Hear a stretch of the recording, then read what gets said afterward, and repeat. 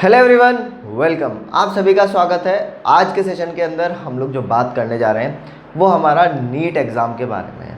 अगर आपका भी डॉक्टर बनने का सपना है तो आपको भी ये एग्ज़ाम देना पड़ेगा और इस एग्ज़ाम को देने के बाद में MBBS, BDS और BAMS, BHMS कुछ इस तरीके के कोर्सेज़ आप कर सकते हैं। आपको यहाँ पे दो ऑप्शन मिलेंगे। पहला ऑप्शन प्राइवेट कॉलेजेस का, पहला ऑप्शन गवर्नमेंट कॉलेजेस का, और दूसरा आप बोल सकते हैं क्या, प्राइवेट कॉलेजेस।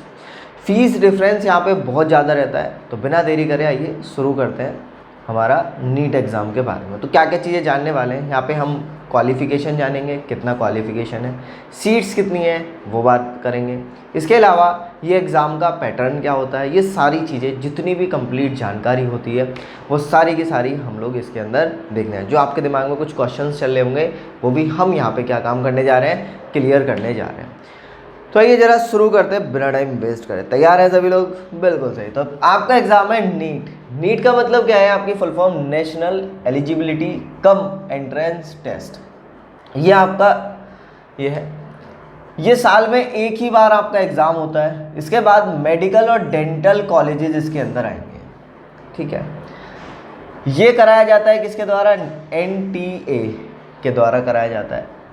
इस बार 2023 में जो एग्ज़ाम हुआ था वो 7 मई को हुआ था और इसका रिज़ल्ट आ चुका है, यानी कि 13 जून। तो यानी कि जून के आसपास इसका क्या आ जाता है, रिज़ल्ट आ जाता है। मई में इसका एग्ज़ाम होगा। इसके अंदर आप किस किस कोर्स में एडमिशन ले सकते हैं, जैसे कि अभी बात करी थी BMS, और BMS हो गया, MBBS हो गया, BDS हो गया, आयुष कॉलेजेस यानी कि BMS हो गया, ठीक है ना। VSC यानी कि वेटनरी वाले कोर्सेज हो गए, और ये सारी चीज़, ठीक है ना। तो आपके ये सारे कोर्सेज हैं। AH का मैं बता देता हूँ एक बारी, बहुत सारे सोच रहे होंगे AH तो बता नहीं। एनिमल हस्बेंड्री, इसका क्रेज़ बहुत कम है बट है फिर। अब बात करते हैं इसके अंदर कॉलेजेस। दो तरीके के कॉलेजेस यहाँ पे होते हैं, गवर्नमेंट और प्राइवेट। अप्रॉक्सीमेटली जो कॉलेज है, ये डाटा थोड़ा सा अप डाउन हो सकता है क्योंकि अलग अलग साइट के हिसाब से चीज़ें निकाली गई है। तो अप्रॉक्सीमेटली जो कॉलेजेस हैं वो कितने हैं, मैं मान लेता हूँ 650 के आसपास, यानी कि 695 इतने कॉलेजेस हैं इसके अंदर। डेंटल कॉलेजेस कितने हैं? इतने। 20 इसके अंदर क्या है आपके, एम्स हैं। 2 क्या है यहाँ पे, जिपमर हैं। आयुष कॉलेजेस हैं, देखो आयुष कॉलेजेस कितने हो गए। इसके बाद वेटनरी और एनिमल हस्बेंड्री के यहाँ पे कॉलेजेस हैं, कितने, 47।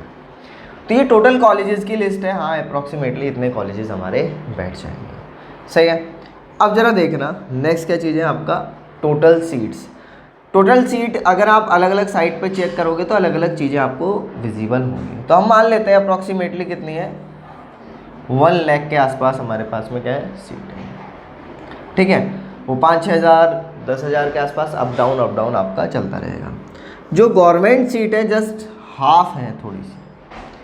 प्राइवेट कॉलेजेस देखो, पहली बार आपको ऐसा देखने के लिए मिल रहा होगा कि प्राइवेट कॉलेजेस इस सेक्टर के अंदर कम है, ठीक है। इसका रीज़न भी आपको पता होगा क्यों, क्योंकि प्राइवेट कॉलेजेस की फ़ीस बहुत ज़्यादा होती है यहाँ पर। जहाँ गवर्नमेंट कॉलेजेस की फ़ीस 10 हज़ार से लेके अलग अलग कॉलेज की अलग अलग क्राइटेरिया के हिसाब से फ़ीस यहाँ पे तय होती है, और 30, 35, 40 तक पहुँच जाती है। मैं मान लेता हूँ 40K तक, 50 भी हो सकती है, ठीक है ना। डिफरेंट कॉलेजेस और क्राइटेरिया के ऊपर चीज़ें हैं।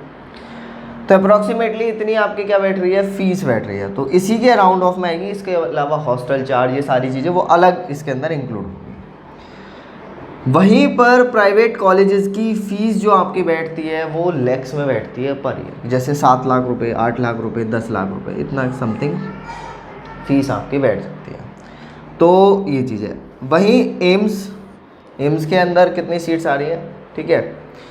फिर उसके बाद में जिपमर में BDS की सीट्स हो गई। फिर उसके बाद आयुष की सीट्स, ज़रा देखो आयुष की सीट्स कितनी बैठे हैं, कंपैरिजन करोगे तो ज़रा देख सकते हो आप, ठीक है। फिर आ जाओ इसके बाद तुम्हारा ये तो वेटनरी और एनिमल हस्बेंड्री के कोर्सेज, यहाँ तक क्लियर हुआ। तो आपका एग्ज़ाम है, आप ये सारे कोर्सेज इस एग्ज़ाम के थ्रू कर सकते हो। यहाँ पे आप एडमिशन ले सकते हो। ज़्यादातर लोग एम्स को प्रीफर करते हैं, गवर्नमेंट सीट को MBBS के लिए प्रीफर कर रहे हैं, लेकिन आने वाला टाइम आपका आयुष का भी होने जा रहा है। आयुष के अंदर भी आप चीज़ें करेंगे, प्रैक्टिस कर सकते हैं। मेनली जो अगर हम यहाँ पे देखें भारतीय पद्धति के हिसाब से, इंडियन कल्चर के हिसाब से, तो हमारा जो ट्रीटमेंट है वो आयुष के हिसाब से हुआ करता था। आपने सुना है सुश्रुत डॉक्टर हुआ करते थे वो, ठीक है, उन्होंने बहुत सारी चीज़ें हमें प्रोवाइड कराई, तो उनके हिसाब से चीज़ें हम यहाँ पे पढ़ेंगे। तो इसके अंदर क्या है कि आप बोलते हैं ना आयुर्वेदिक और जो अब चल रहा है MBBS वाला, वो दोनों कंबाइंड, एलोपैथिक आयुर्वेदिक दोनों कंबाइन यहाँ पे पढ़ाया जाता है। इतना क्लियर हो गया। अब आ जाओ, इतना तो मेरे को पता चल गया कि सर ये चीज़ें हैं एग्ज़ाम में, मैं यहाँ जाके एडमिशन लीड कर सकता हूँ। तो अप्रॉक्सीमेटली मैं 1 लाख सीट्स के लिए यहाँ पे बात करने जा रहा हूँ। अब बात कर लेते हैं आगे की, क्या आखिरकार इसमें रिजर्वेशन कितना है। तो आखिरकार इसमें रिजर्वेशन आप जरा देखो, रिजर्वेशन EWS 10%, SC 15%, ये कितना गया 7.5%, ST का, OBC का कितना गया 27%। फिर इसके बाद क्या है तुम्हारा PWD का कितना गया, हाँ जी सर 5%। और फिर उसके बाद यहाँ पे एक चीज़ ये समझना कि अगर जैसे हम किसी स्टेट से हैं, जैसे आप उत्तराखंड से बिलोंग करते होंगे, आप JNK से बिलोंग करते होंगे, आप किसी और अन्य स्टेट से बिलोंग करते होंगे, तो उस स्टेट की सिर्फ 85% सीट्स पे आपका कब्जा है और 15% सीट्स कहाँ गई आपकी अदर स्टेट्स के लोग वहाँ पे रजिस्ट्रेशन कर सकते हैं इसको, ठीक है, ये चीज़ है। अभी जल्दी में ही कुछ टाइम पहले ही नीट का पैटर्न में बदलाव आया था, तो पैटर्न यहाँ पे ऑब्जर्व कर लेते हैं।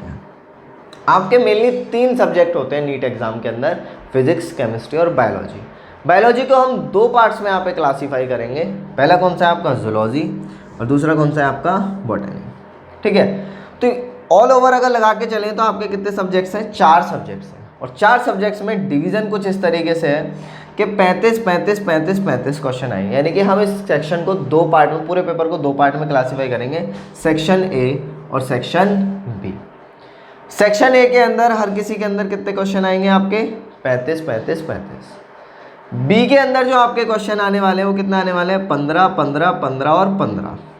तो ऑल ओवर अगर आप चेक करेंगे तो 35 15, यानी कि ऑल ओवर क्वेश्चन हो गए आपके कितने 50। सही है।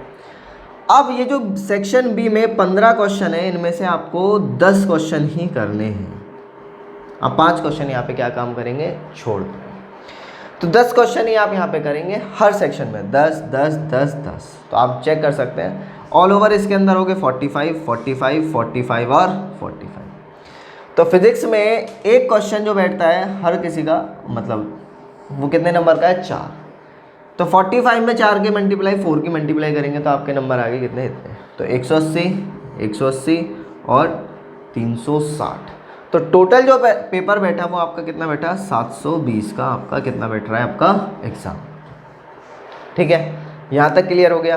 बस इतनी सी बात है। इस 720 के में से अब जो स्कोर होता है वो 720 भी हो जाता है, यानी कि 720 आउट ऑफ 720 भी आप स्कोर कर सकते हैं।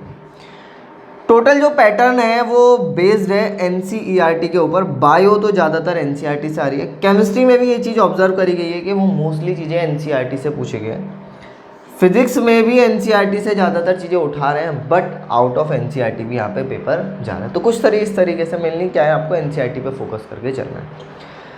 आपको मिनिमम अच्छे कॉलेज के लिए 600 स्कोर में मान के चलता हूँ कि इतना करना पड़ेगा अगर आप जनरल कैटेगरी के अंदर हैं तो, क्योंकि 600 करेंगे बाय द वे आपको कहीं और दूसरे स्टेट में एडमिशन लेना है तो वहाँ पे थोड़ा सा इशू बनेगा। अब आ जाओ एलिजिबिलिटी क्या होनी चाहिए। आप मिनिमम कितने होने चाहिए हो 12th पास, और जिसमें PCB आपके सब्जेक्ट्स होने चाहिए और मिनिमम परसेंटेज भी उसमें होनी चाहिए कितनी 50, इन तीनों में मिला के, ठीक है। कितने अटैम्प्ट दे सकते हो, अभी तक कोई अटैम्प्ट की लिमिट नहीं है, आप कितने भी अटैम्प्ट दे सकते हो। तो ये बहुत बढ़िया प्लस पॉइंट है, सही है। तो ये चीज़ फीस हम लोग बता चुके हैं। अब फॉर्म की फ़ीस कितनी होगी। फ़ीस जनरल के लिए जो फॉर्म की फ़ीस है वो कितनी है 1400 जो इस बार की है। नेक्स्ट OBC के लिए भी सेम फीस है। SC ST के लिए 750 प्लस GST और प्लस अलग चीज़ है।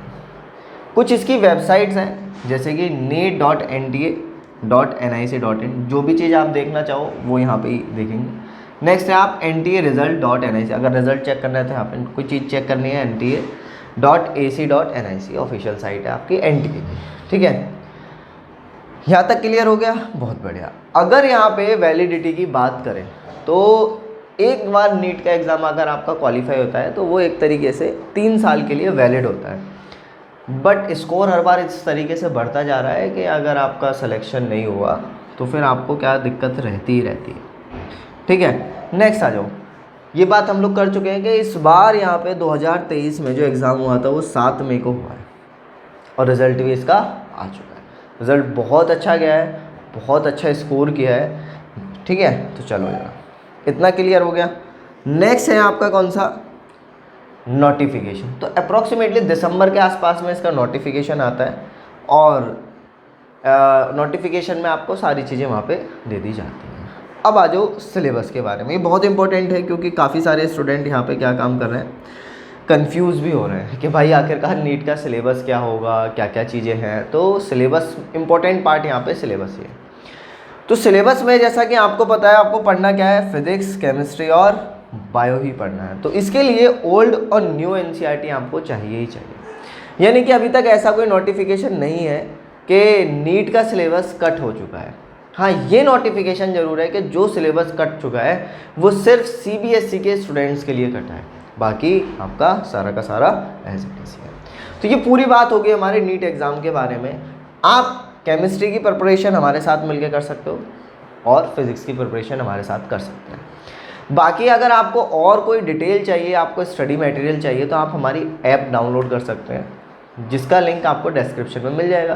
तो ये सारी चीज़ें हम लोग यहाँ पे हैं, धीरे धीरे करके आपके यहाँ पे 9, 10th, 11th, 12th नीट के लिए, एनडीए के लिए धीरे धीरे करके क्लासेस यहाँ से प्रोवाइड कराई जा रही हैं। तो बिल्कुल तैयार रहिएगा, घबराइएगा नहीं, पर पढ़ो अच्छे से। ठीक है ना, बस मेन चीज़ ये होना चाहिए कि अगर आपके डाउट्स हैं वो सारी चीज़ें वो क्लियर होनी चाहिए। अच्छे तरीके से आपको बढ़िया तरीके से आपको पढ़ना है। हाँ, एक चीज़ और मैं यहाँ पे आपके लिए बोल देता हूँ कि डाटा मैंने पहले भी बोला था कि अप डाउन थोड़ा बहुत हो सकता है अलग अलग साइट्स के हिसाब से, तो इसको एज इट इज़ कंपलसरी मत मान के चलना, भाई ये चीज़ है। अब थोड़ा सा एक माइन्यूट पॉइंट के बारे में यहाँ पे डिस्कस कर लेते हैं कि सर यहाँ पे मेरे पास में अगर मैं एक जनरल कैटेगरी का बंदा हूँ, मैं जनरल के बारे में बात करेंगे पहले। अगर मैं जनरल कैटेगरी का बंदा हूँ तो मेरे पास में मान लो 50,000 सीट आ रही है सर गवर्नमेंट। तो इन 50,000 सीट्स के अंदर मैं कितनी सीट्स पे एलिजिबल हूँ, तो अप्रॉक्सीमेटली अगर इनको काउंट करोगे तो ये करीब करीब 50% के आसपास यहाँ पे बैठ जाएगा। तो यानी कि 50% तो आप सीट यहाँ से निकाल दो गवर्नमेंट। तो कुल मिला के 25,000 सीट ये मेरे पास में बची है ना। अरे हाँ, एक चीज़ और तो रहेगी इसमें, 15% और निकलेगा इसमें से। ठीक है ना, क्यों? क्योंकि वो अदर स्टेट्स के लिए। तो 15% और इसमें से आप निकाल दीजिए। फिर उसके बाद में जो सीट बची हैं वो आपके लिए हैं, यानी कि इन सीट्स पे आप एग्ज़ाम दे रहे। अब दिक्कत क्या है यहाँ पे? दिक्कत एक बात है बस थोड़ा सा कि कंपटीशन बहुत ज़्यादा है, यानी कि करीब करीब 22 लाख फॉर्म यहाँ पे भरे गए। 22 लाख फॉर्म बहुत होता है। 22 लाख फॉर्म पे आपके जो सीट्स हैं वो आप देख सकते हैं गवर्नमेंट सीट्स कितनी हैं। तो धीरे धीरे करके सीट्स बढ़ाई जा रही हैं, चीज़ें हो रही हैं। तो और इसके अलावा मैं एक चीज़ और बोलता हूँ कि अगर ऑल ओवर जहाँ पे अगर यहाँ छोटी सी बात देखें तो जितनी पॉपुलेशन इंडिया की है उस हिसाब से डॉक्टर्स हमारे पास में वैसे भी कम हैं, तो इसलिए सीट्स बढ़ाई जा रही हैं। लेकिन अगर यहाँ पे एक छोटा सा माइन्यूट पॉइंट देखोगे तो एक चीज़ आपको यहाँ पे विजिबल होगा कि यार आयुष की और इसकी सीट्स पे गवर्नमेंट ज़्यादा ध्यान दे रही है, वहीं पे कॉलेजेस पे भी ज़्यादा ध्यान दिया जा रहा है। तो आने वाले टाइम में जो ये लोग समझ रहे हैं कि आयुष का कुछ नहीं हो सकता, यहाँ पे आयुष आपका धीरे धीरे करके बढ़ेगा। गवर्नमेंट पूरी तरीके से इस पर फोकस कर रही है। तो आप ऐसा मत सोचिएगा कि मेरे को तो बस MBBS ही करना है। अगर आपको आयुष कॉलेज मिल रहा है तो आप फटाक से एडमिशन ले लीजिएगा, बिल्कुल देरी मत कीजिएगा। आने वाले टाइम में आयुष का क्रेज़ बहुत ज़्यादा बढ़ने वाला है। मैं तो क्रेज़ ही बोलूँगा भाई, सीधा सीधा, क्योंकि डॉक्टर तो डॉक्टर है, चाहे आयुष कराओ चाहे MBBS कराओ। ठीक है, ये चीज़ क्लियर, इतना हो गया। तो ये सारी जानकारी हमारे नीट एग्ज़ाम के बारे में रही। तो इम्पोर्टेंट बात है ये सारी चीज़ें। और नीट एग्ज़ाम को आपको अगर देना है तो बहुत अच्छे तरीके से एकदम मतलब बोलते हैं ना तपस्या करनी पड़ती है, वही तरीका आपको अपनाना पड़ेगा और तब जाके आपका नीट एग्ज़ाम क्या होगा, क्लियर होगा। ठीक है, तो कुछ अगले सेशन में मिलते हैं कुछ मज़ेदार चीज़ों के साथ में। धन्यवाद।